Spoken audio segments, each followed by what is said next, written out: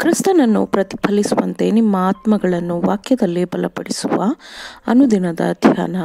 ಇಂದಿನ ಧ್ಯಾನದ ಶೀರ್ಷಿಕೆ ಆಜ್ಞೆಗಳ ಪಾರಮಾರ್ಥಿಕತೆ ಅಥವಾ ಆಜ್ಞೆಗಳ ಧಾರ್ಮಿಕತೆ.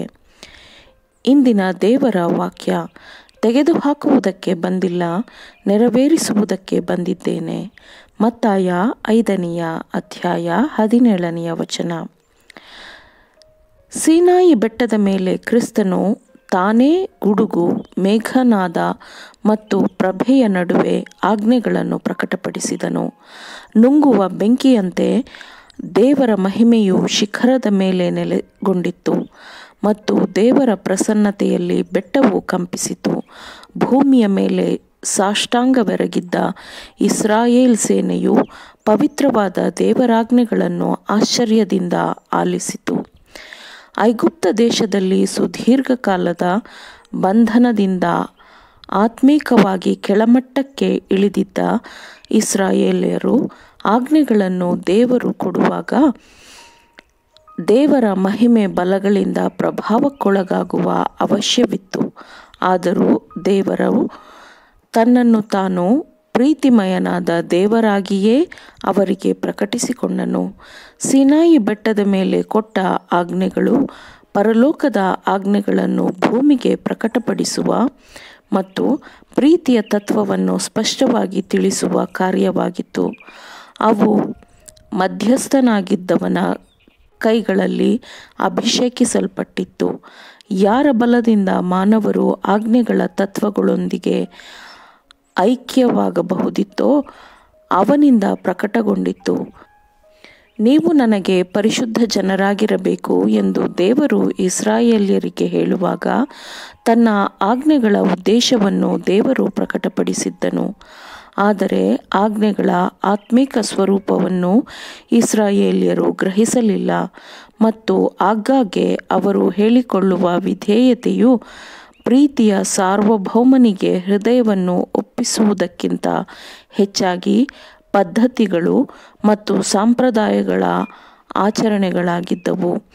ಯೇಸು ತನ್ನ ಗುಣಸ್ವಭಾವ ಮತ್ತು ಕೆಲಸದ ಮೂಲಕ ದೇವರ ಪರಿಶುದ್ಧವಾದ ಕೃಪೆಯ ಮತ್ತು ಪಿತೃತ್ವದ ಗುಣಲಕ್ಷಣಗಳನ್ನು ಮನುಷ್ಯರಿಗೆ ತೋರಿಸಿಕೊಟ್ಟನು ಮತ್ತು ಸಂಪ್ರದಾಯದ ವಿಧೇಯತೆಯ ನಿಷ್ಪ್ರಯೋಜಕತೆಯನ್ನು ಪ್ರಕಟಿಸಿದನು.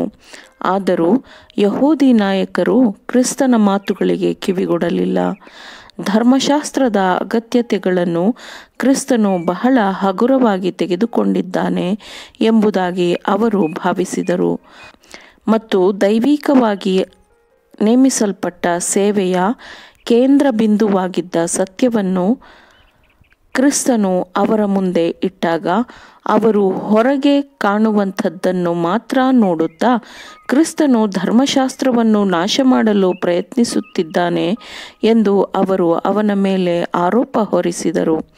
ಕ್ರಿಸ್ತನ ಮಾತುಗಳು ಶಾಂತವಾಗಿ ಮಾತನಾಡಲ್ಪಟ್ಟಿದ್ದರೂ ಜನರ ಹೃದಯದಲ್ಲಿ ಅಚ್ಚೊತ್ತುವ ಹಾಗೆ ಶ್ರದ್ಧೆ ಮತ್ತು ಅಧಿಕಾರಯುಕ್ತವಾಗಿ ಮಾತನಾಡಲ್ಪಟ್ಟಿತ್ತು. ಯೇಸು ಈ ಮಾತುಗಳನ್ನು ಹೇಳಿ ಮುಗಿಸಿದ ಮೇಲೆ ಆ ಜನರ ಗುಂಪುಗಳು ಆತನ ಉಪದೇಶಕ್ಕೆ ಅತ್ಯಾಶ್ಚರ್ಯಪಟ್ಟವು. ಯಾಕೆಂದರೆ ಆತನು ಅವರ ಶಾಸ್ತ್ರಿಗಳಂತೆ ಉಪದೇಶ ಮಾಡದೆ ಅಧಿಕಾರವಿದ್ದಂತೆ ಅವರಿಗೆ ಉಪದೇಶ ಮಾಡುತ್ತಿದ್ದನು ಎಂದು ವಾಕ್ಯವು ಹೇಳುತ್ತದೆ. ತಮ್ಮ ಬೋಧನೆಗೂ ಕ್ರಿಸ್ತನ ಬೋಧನೆಯ ವಿಧಾನಕ್ಕೂ ಇರುವ ಅಗಾಧವಾದ ವ್ಯತ್ಯಾಸವನ್ನು ಫರಿಸಾಯರು ಗಮನಿಸಿದರು.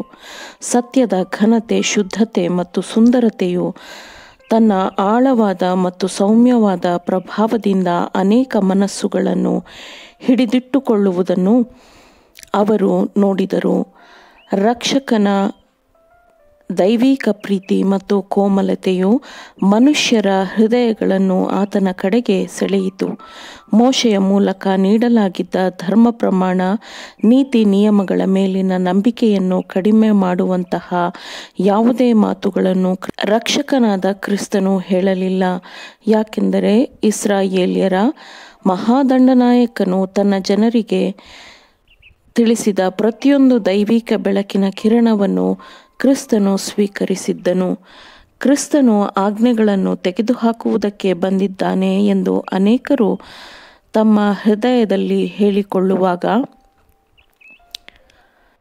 ಮೋಶೆಯ ಧರ್ಮಶಾಸ್ತ್ರವನ್ನಾಗಲಿ ಪ್ರವಾದಿಗಳ ವಚನಗಳನ್ನಾಗಲಿ ತೆಗೆದುಹಾಕುವುದಕ್ಕೆ ನಾನು ಬಂದೆನೆಂದು ನೆನೆಸಬೇಡಿರಿ. ತೆಗೆದುಹಾಕುವುದಕ್ಕೆ ಬಂದಿಲ್ಲ, ನೆರವೇರಿಸುವುದಕ್ಕೆ ಬಂದಿದ್ದೇನೆ ಎಂದು ಯೇಸು ಕ್ರಿಸ್ತನು ದೈವಿಕ ಆಜ್ಞೆಗಳ ಕಡೆಗಿನ ತನ್ನ ಮನೋಭಾವವನ್ನು ಬಹಳ ಸ್ಪಷ್ಟವಾಗಿ ದೃಢವಾಗಿ ಹೇಳಿದನು. ಆಮೇನ್. ದೇವರ ವಾಕ್ಯಗಳನ್ನು ಶ್ರದ್ಧೆಯಿಂದ ಆಲಿಸುವವರು ಮಾತ್ರವೇ ಆಗಿರದೆ ಪಾಲಿಸುವವರು ಆಗಬೇಕೆಂದು ನಿಮ್ಮನ್ನು ಉತ್ತೇಜಿಸುತ್ತೇನೆ. ಪರಿಶುದ್ಧಾತ್ಮನ ಸಹಾಯದಿಂದ ಆಲಿಸಿದ ನಿಮ್ಮೆಲ್ಲರಿಗೂ ಧನ್ಯವಾದಗಳು. ಮತ್ತೆ ದೈನಂದಿನ ಧ್ಯಾನಕ್ಕಾಗಿ ನಾಳೆ ಸಂಧಿಸೋಣ. ಆಮೇನ್.